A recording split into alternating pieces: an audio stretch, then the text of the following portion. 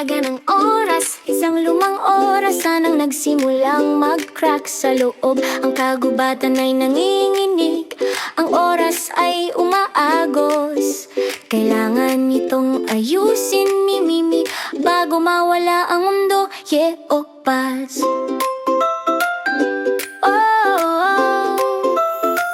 Ang orasan ay sira, mabilis ang pag-ikot ng mga kamay. Si Mimi ay sumusulong upang gawing magtagal ang oras. Ang silid ay kumikislap, magkasalungat ang araw at gabi. Ngunit si Mimi ay nananatiling matatag.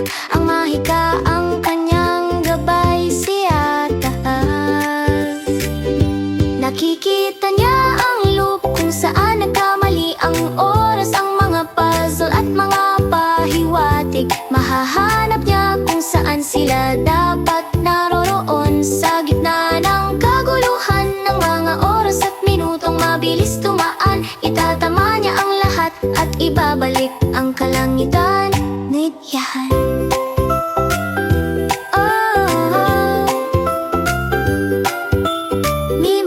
Mimi, ayusin ang orasan. Hayaan ang oras na magnining, lutasin ang puzzle. Itama ang araw, ang kagubatan ay naghihintay. Mabilis ang pagtakbo ng orasan.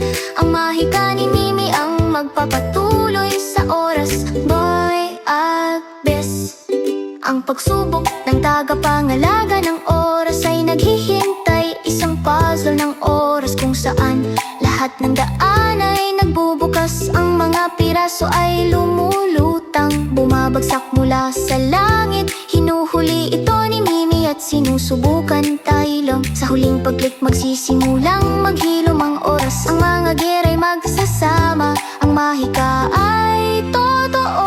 Ang mga apoy ng kaguluhan at ang malupit na tawag ng apoy, pinapakalma ni Mimi ang oras at itinataguyod ang lahat.